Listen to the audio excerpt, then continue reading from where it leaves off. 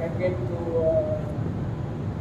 Sweden for the first time. A famous DJ from those group. And he shook my hand like, oh, you're Menno. Like it was my my special thing, but it became also my weak point. So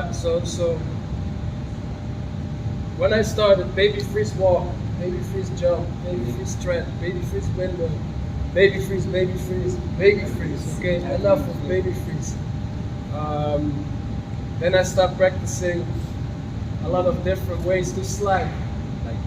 Okay. Knee slide, head slide, elbow slide, slide on my wrist, holding my feet. Like like I really milked the concept of sliding. After sliding and baby freeze together, just like sitting at the shoulder, sitting in the head. This idea. After sliding, became back rolling. I roll like this, I roll like this, I roll like this, like many ways of rolling. And I started when I was a kid, I did judo. So judo is, this is the judo roll. So I already had this movement as a kid when I started. So early on I was focusing on rolling. Because I was thinking, okay, who's really investing time into rolling? Nobody. Like I cannot be the king of air flaps, obviously. But I can be the best in rolling. Because nobody practice rolling like that.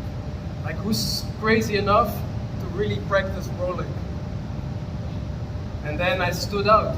Because I was crazy enough to invest my time in rolling on the floor. But after I got rolling, it got together with sliding, it got together with baby freeze, then back rocks, discovered back rocks. Then I started really spending a lot of time on my back, creating all these back rock movements. Became the master of back rocks. So now I'm the master of rolling, master of back rocks, master of baby freeze, master of sliding. So that's already 3 things that I master, that I put together like a bomb. And it's super easy to always give yourself something, okay, like this month, it's gonna focus around this point. Next chapter was footwork. I started investing more time on my footwork. So I could do footwork, but I never really went deep on trying to get proper footwork. So okay, footwork. Getting better on my hands. This year I tried to get better in flips. I got definitely not mastering flips, but I can do a front flip, a back flip, a side flip. I can do a cork if I do a prayer. I need to pray before, and then I do a cork. But I have I made movements out of flips. Like I was able to make it part of that package. I think this is very important. Masters. You are making your jumps in your all of your master moves. Yes. So I tried to make it a part. It's like a snowball effect. You know, when the snowball rolls from the mountain, it gets bigger and bigger and bigger. And there's always me. I tried F-flat, it was too hard. My shoulders are too stiff. Like I cannot go more like this. So, but at least I can do one to swipe or to windmill or even to 90 or 1.5. Or I can do it from a windmill. I got it in my package now. But it really like. Obviously, like, okay, you need to be a beginner all the time at some point. Because if you're a beginner in here, you feel like a king if you go back to what you're already good at. Because I like this feeling of, like I won BC1 3 times, but I don't want to feel like I'm the best. Because it makes you lazy. And if you focus too much on what you can already do, what's the point? So after BC1 India, I was watching like, okay, I need to fix my thoughts. People putting it on the internet, they're making fun of it. And they had a good point. Even though I can dance way better than I did at BC1 India, I'm not a big fan of live stream music. When I'm in a battle competition and they play this music, my mind is only on I want to destroy this person, and I don't feel like I want to. Of course, you can destroy somebody with dancing, but that was not my expertise. I want to like take my opponent down, you know. But hey, it was a good point, so I started thinking, like, okay, there's definitely a point that I need a lot of work on it. So I've been working on that as well a lot, and I feel it got much better. Like you can always be a beginner at some point, and it's always good to, like next to what you practice, what you're already good in, have something where you practice your weaknesses. And everybody has his weaknesses. There is no b-boy that has no weakness in this. Everybody has one. And you need to be humble enough to like open up yourself to other people to be like, yo, so can you help me out with this and that? You know? So with that being said, we're just gonna create, not for now, using this position. Because I think this is a very common position in breaking.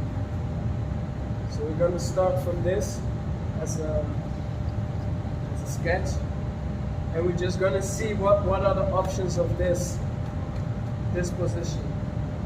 So we're just gonna push and push and push from this position. See what comes out, and then we move to the next concept. Okay? So this position. And use the space.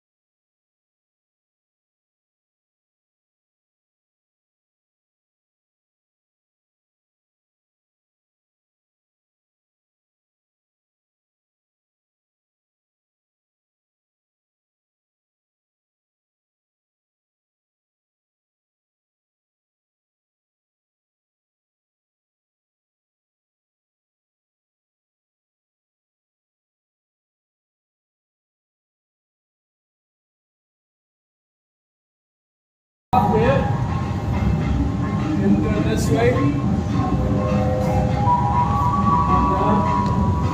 Same thing.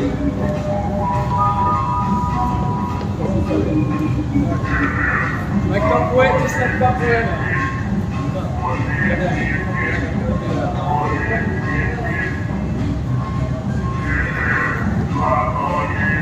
So try to keep your legs in the same position about here. So you can push.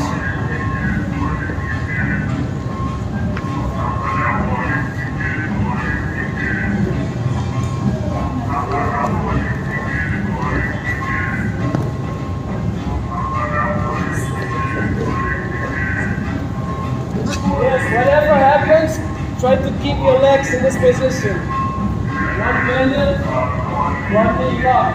Good.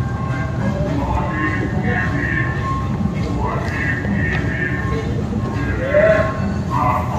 Let's go down, same thing.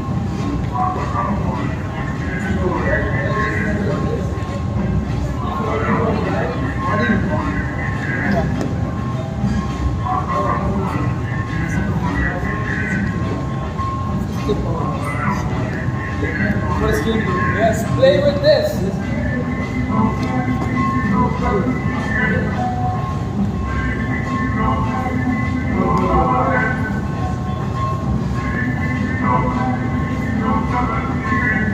Nice.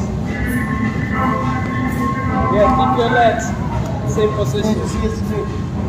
One bended, one straight.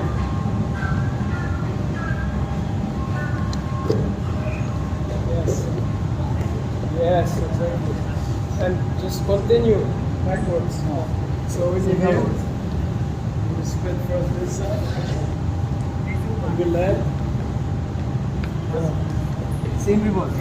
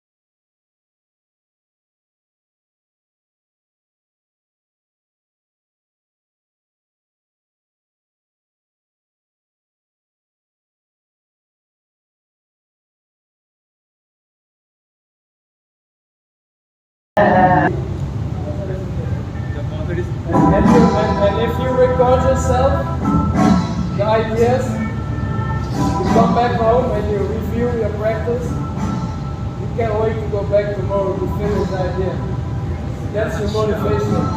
Not to get through the prelim of PC1, but to create like that. So I think this is very important to set this motivation straight for yourself.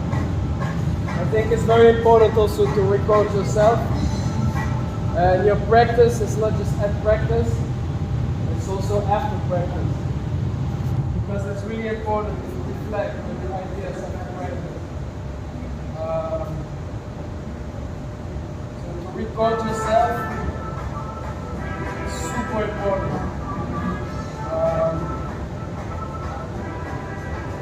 Also, if you want to go into a battle preparation, I think the mental practice is maybe more important than the physical practice. Because you need to remember your moves. If you don't remember your movements, why not possibly lose movements? Exactly.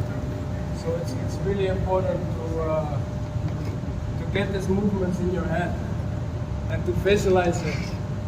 I like to lay down, do the full competition with my eyes closed. It's really important to visualize everything. So if you really want to progress and get results in competitions, I think it's really important to film your process, review back, give those ideas a place in your head, visualize the opportunities that your new idea has, bring it back to the next day of practice, and keep on building like that. And slowly make your new stuff part of your system. And this is the way you will always grow, I think. So of course, it's important to be comfortable in your breaking. That's why I want to start with the next concept. Before we start with the next concept, what do you think about battle strategy? Battle strategy? It depends who you battle. I think it really depends who you battle. But I think the focus and the best battle strategy in general is that you really need to battle. The focus is on your opponent. You want to take him down, and if you focus so much on that, there's no space for self-doubt, questioning yourself. So if you study your material and you know you have it locked in, then your focus is just battle that person. So I think it's really individual also, the battle strategy. But I like to focus on my opponent.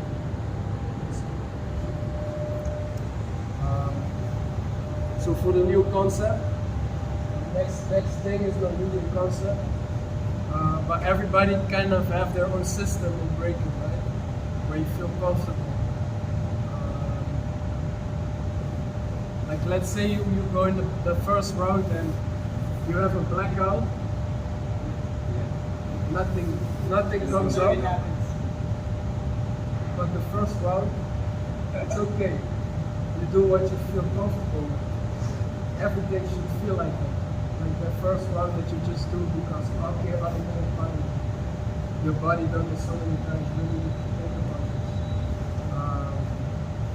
So I made it really comfortable for myself. For example, a lot of my movements they start from here.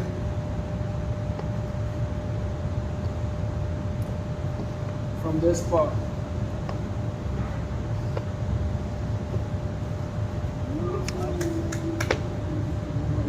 Actually a lot. Go from here.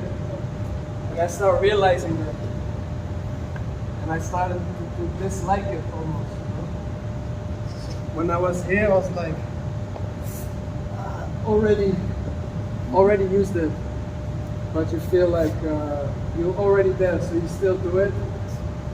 but deep inside you're like, "Ah, I use this little transition too many times." So then I start realizing, okay, I need to start creating from this, because this is the moment where I'm like, wait, but I have this. Okay, from here. Okay, now I do this. So I give myself like this last minute change option. So I start calling this departure points of my breaking. Like movements. Another one is this. I love to do this. So every time I'm lost, I get here, I'm like, boom. I already did it, I go here. Boom. Boom. Right here. Boom. I have all these options, but still, it's like a little repeat in my head. But like, I have so many other options that I don't need to bother it, and it doesn't feel like repetition. So I think it's really important to check for yourself. What is this moment that I always repeat? What is this moment? If I would go first round in the competition, I have a blackout and I fall back in this. I think this is something really important for me to start creating for. So as we say, like this was our creating point, we created everything from here. Now, I did the same thing from here. Because that's a point where I automatically come a lot already. So it becomes very easy and very comfortable to arrive in this point and create from this point. So who have an example for this? To ask a question. Like how can we come back after mental break? As human, we have do a lot of things. Sometimes we get mental break. How could we come back as safe? Let's do general questions after this one. It's better because things get. But give me an example when you break. What's a step or a thing you do? Let's make the Cypher big. And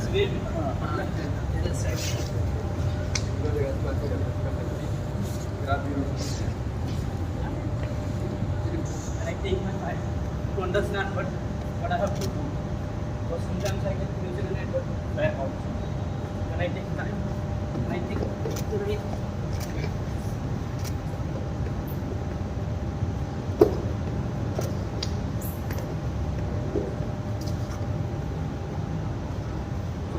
Basically, whenever I get left out or I can't understand, I just kind of CCs. I can do CCP.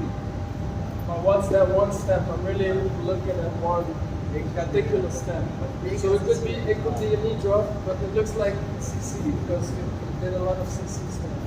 Yes, CCs. Okay, voila, CC. So for you, your departure point shall be this. How many movements you have? I guess I have just 5 to 6. This is your start. Yes. I have 6 to 5 variations of CCs. That is not compatible.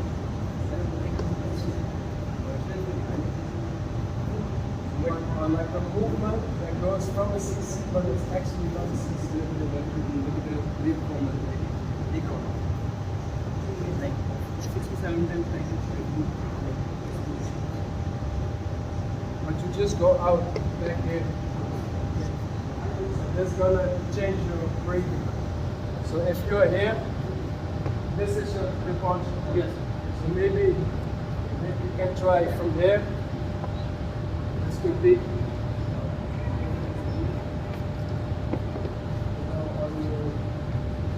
From this point, then you CC. Stick it out.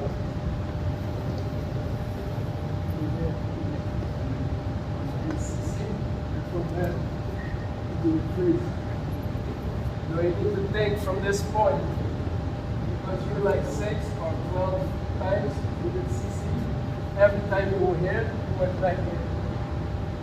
Doesn't matter if you do this, or this. It all is the same thing, the same thing. Yeah. But the moment you're here, you have so many more options. Here. I don't know. There's many options. So I think for you, if CC is the thing, practice this. This is your point. Stick out point. Where's another example? Somebody. My good position. On that. But I do both of them. There. Like this. Like this. I have using for variation. Basic function. I do this. And I like just the gap.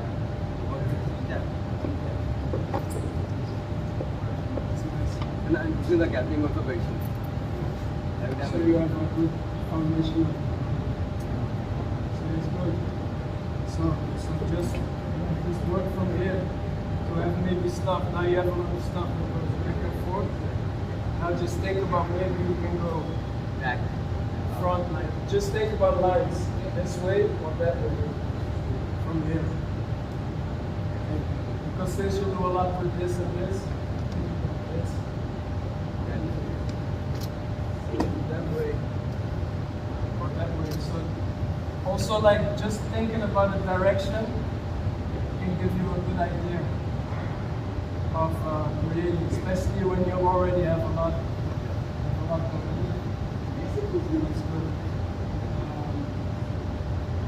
Somebody else.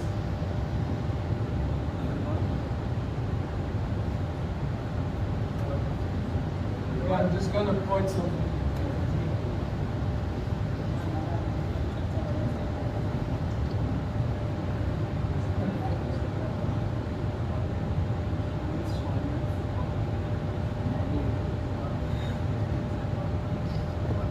You use this a lot.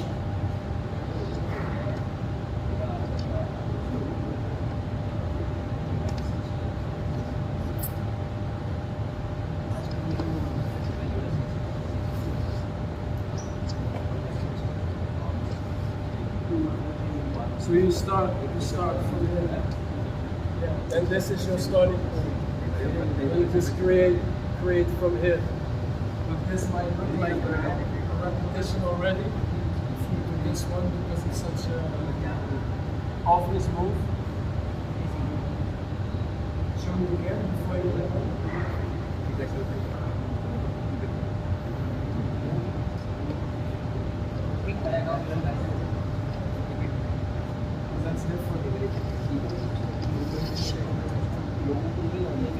So from here, and then you go boom.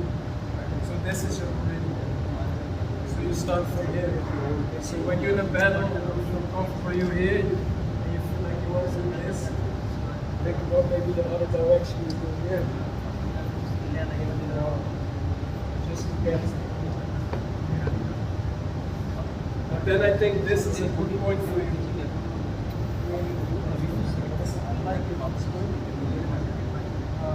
And I think this would be a good point, starting point. So just treat this just like you would treat this. All options.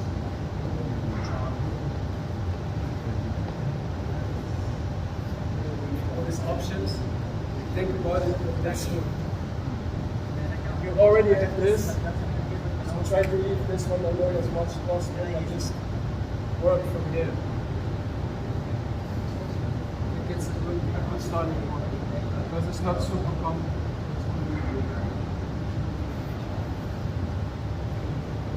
Let's see.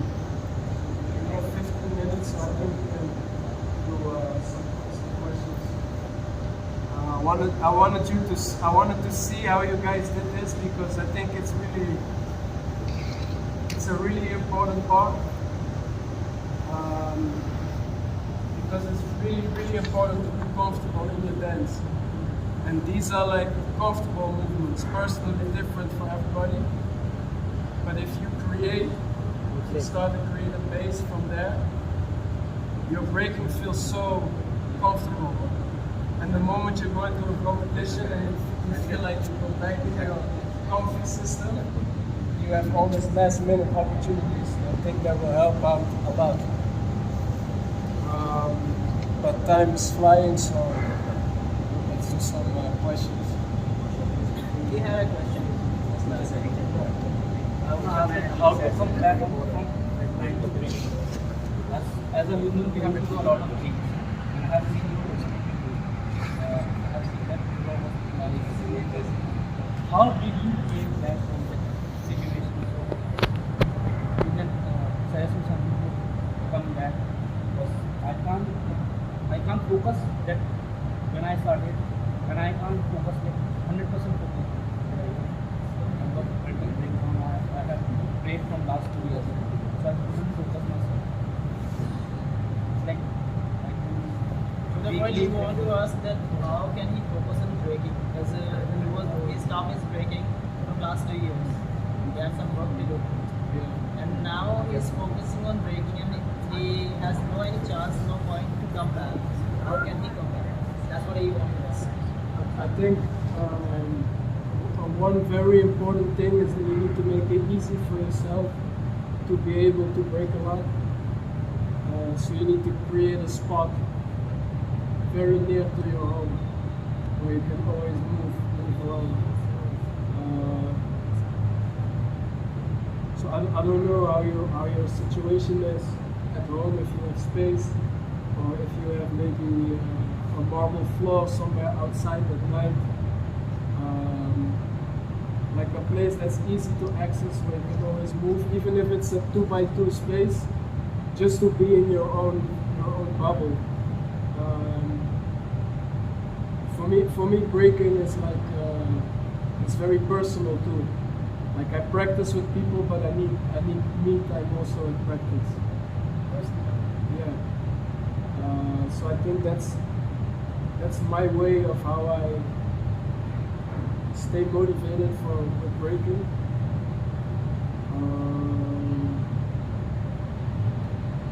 But yeah, I think this is. I have many things going in my life as well. I have a clothing company. I have a dance studio. I have two little kids. I travel a lot. I paint. So there's many things, and sometimes you just need to prioritize things. And I just put breaking. It's been the foundation in my life for everything. So I just put this as a very high priority. Even if I'm injured, I'm still practicing every day. But my clothing brand has been a bit down also because I make my stuff in Ukraine. And there's the war now and all my shit is fucked up. Also before that, because I spent so much time with like my family and my breaking is number one. So the rest sometimes also I lose motivation to push it really sometimes. I think it's normal. But if you see that breaking is also helping you with your mental health, which I'm sure it does, then I think it's very easy to put a high priority on it. Even if it's just for yourself. And I think that's good to see breaking like that. Do not put the highest priority on breaking because you want to win stuff, but just for yourself, I think. If you don't put so much pressure on it, it feels less heavy. I think. Oh, I need to get back to it. I need to get back to it. Like you can be literally like on here, just like, and it's in your body. You're in touch with it. You're in touch with breaking. Sometimes it's all you need. And breaking is also something that's motivates me to live a healthy lifestyle. You know? So like with that connecting, it's breaking, it's a cool motivation for anything in life. Stay in shape, eat healthy, keep your body in shape, keep your mind sharp, Mentally strong. yeah, just make it a foundation in your life. And I think then when it's a foundation and everything is around it, then I think it's easy to keep it centered. And I don't mean that your life needs to be breaking and everything around it, but just as in like, okay, breaking, eating healthy, keeping my body healthy, stimulate my mind. This is an important foundation if you want to do anything in life. If you want to have a healthy relationship with your girl, I need breaking. If I don't have breaking, I cannot have a relationship. Like that. Yeah.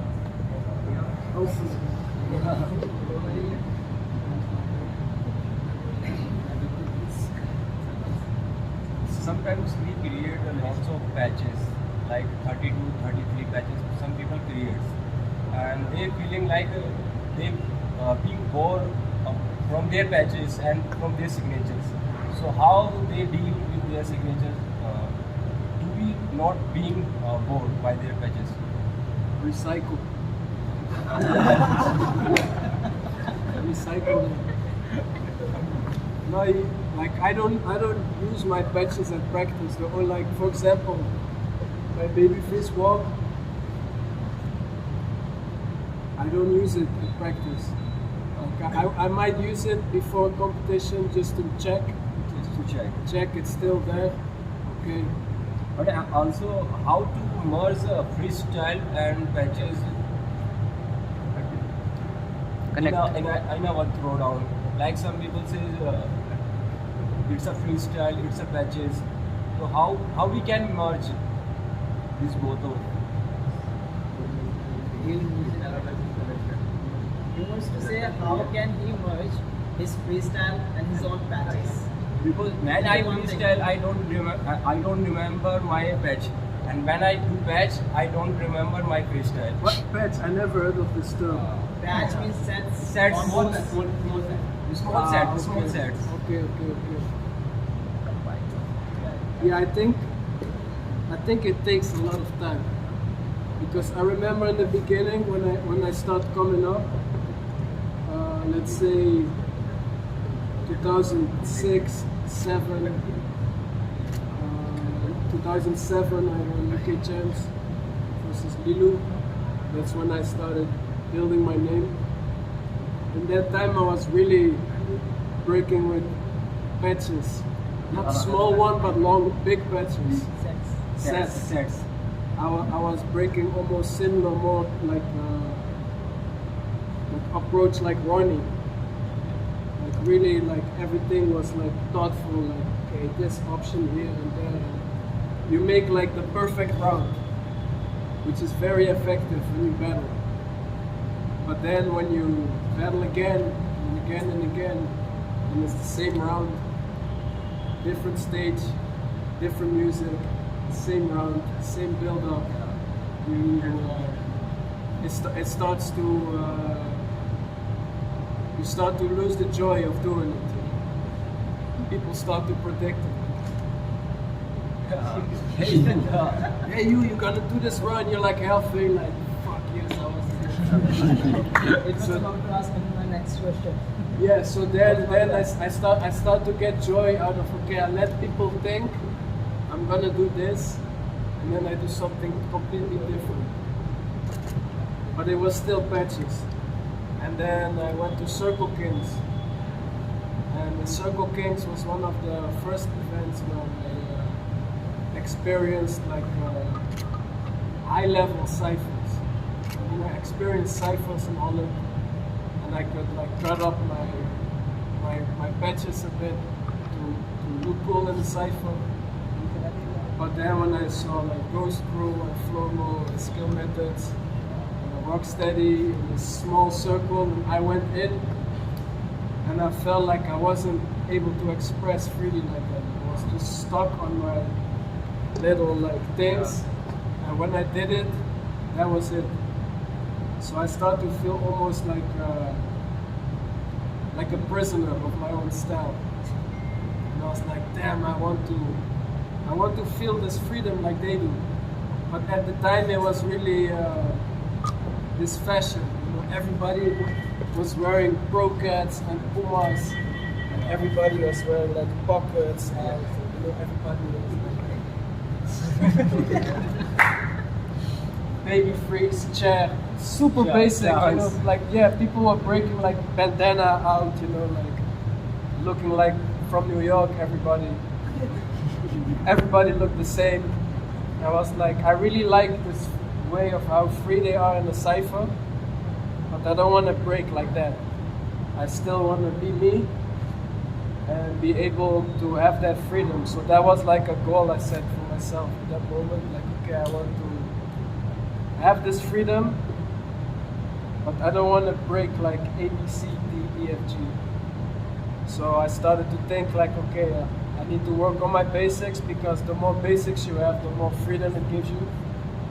But in between these basics, I don't want my breaking to be describable.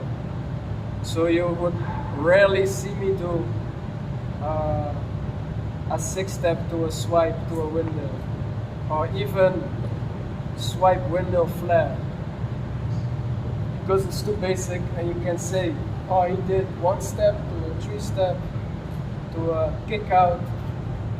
Like, you cannot describe my rounds. And I use a lot of foundation, but I don't use it like in order.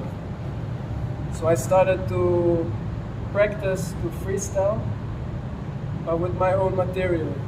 So maybe I do 1 flare, but I will not go maximum 2. I will do flare windmill, but I would not do something that you can describe with a foundational name after. So I was like, okay, 1 flare, do this. 1 CC, do this. You know, like every time you find some different ways. And it took a lot of time, because if you see me, I was 2007, I was really here. And then 2008, 2009, 2012, 2013, 2014, 2015, my breaking went like that. And it was like sets. I was doing really good in competitions, and then I had to change my course a little bit. And it took me like 4 years to be able to adjust myself. But if you enjoy the process, there's nothing, you know. It's just a part of your journey. So don't see it like 4 years he was to be here. It's a part. It's a journey. So you consider it as a journey. Yeah, and I think this is important. I think this right now. I think exploring and playfulness is the best combination for me to create.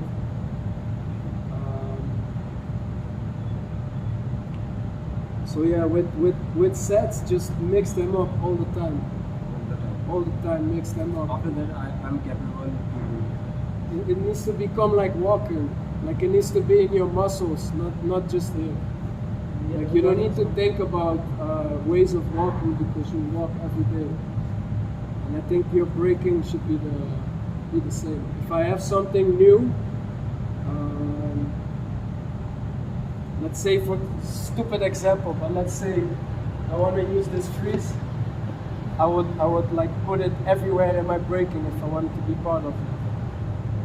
Like, I would practice and I would do it.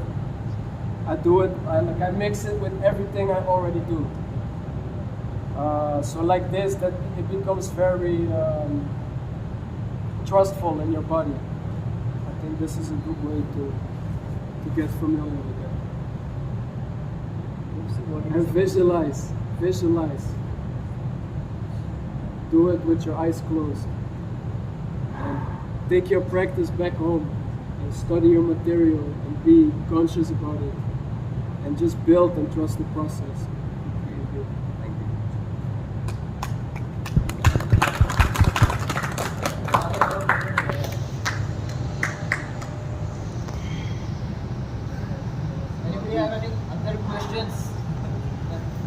पूछना किसी को कुछ?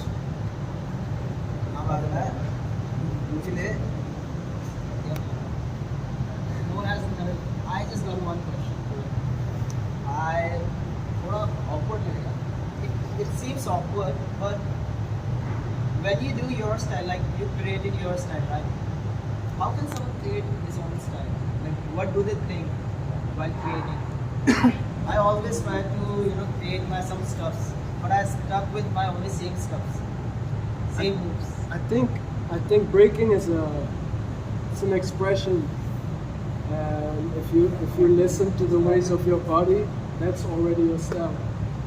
I think you don't need to find your style because it's already there.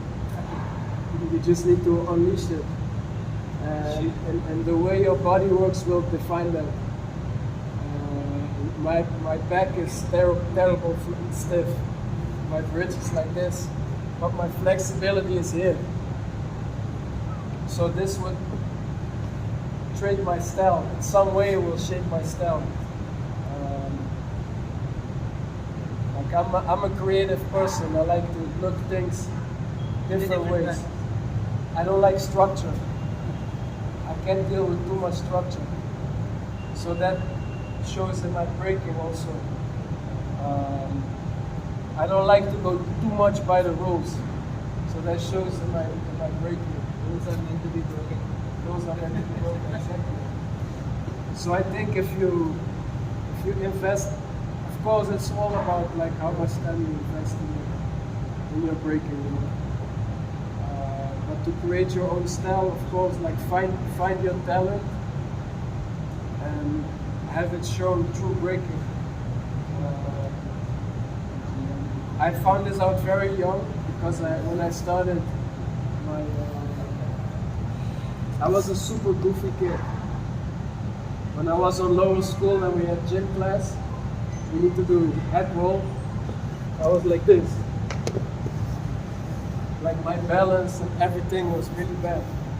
And doctor tell my mother, put him on judo. Because judo is a game of balance. Somebody push, throw it. Somebody holds back, you throw him in. So it makes you understand balance and it teaches you how to fall and how to roll.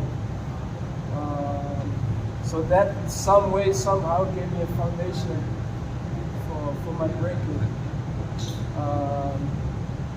So when I started breaking after judo, I came in this crew close to my hometown. And this was the time everybody was doing roll back to one hand or freeze to one hand. Hand hops. I still suck in all of this. And I realized, like, okay, that everybody in here got so much more talent than me. I always felt a bit like, felt whack compared to everybody else I was handling. But seeing them train this roll back all the time, and I was like, okay, I want to be on one hand too, but I can't be on one hand, but not like that. So I went like this, voila, I'm on one hand too.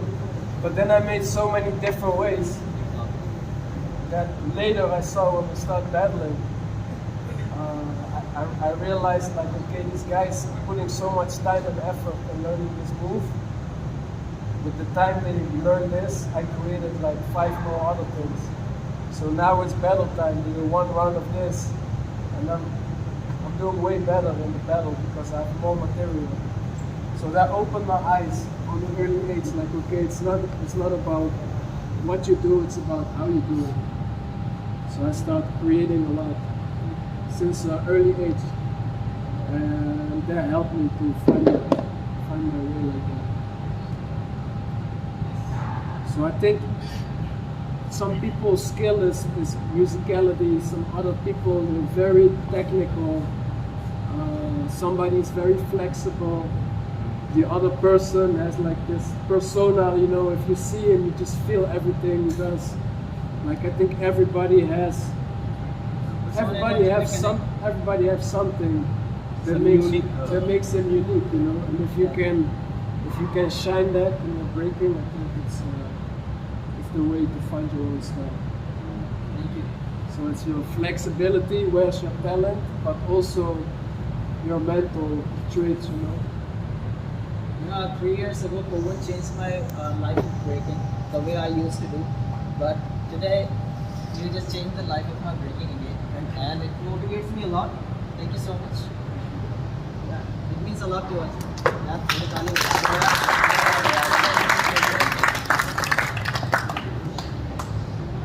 I'm done with my questions. Thank you so much.